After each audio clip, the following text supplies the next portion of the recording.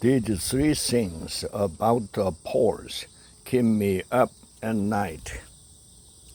When it comes to U.S. election, it's important to remember how messy social science can be. Sunday night was an unexpectedly exciting time in the Anderson household. Just after dinner time, my husband got called and asked to participate in an election poll. I was in the middle of getting my toddler ready for bed when he rushed into the room, holding our baby in one hand and his phone in the other. Now on speaker so I could hear the question. That's a real thrill you get as a pollster when you get to peek behind the curtain and see how someone else in your field is asking voters what they think. But it was also a reminder of how messy social science can be. Here was my husband telling this very nice interviewer what he thought about, among other things, immigration and team wars, all while pacing the hallway, bouncing a bedtime-bound infant.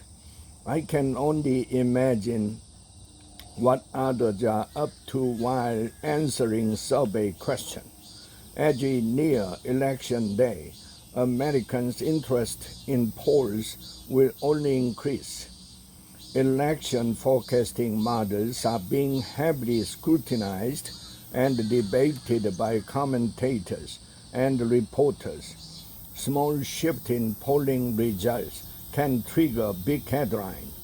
As we started this post-Democratic convention journey, when analysts will be coming for any hint of a bump for Kamala Harris, it's worth keeping in mind that there are lots of things that make polling art as much as science.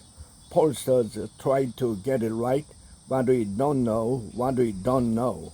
And sometimes in our industry, it can feel you are fighting the last battle. In 2012, some pollsters missed the mark and overestimated Mitt Romney's vote share, in part because they were excluding less likely voters or not calling enough voters on cell phones.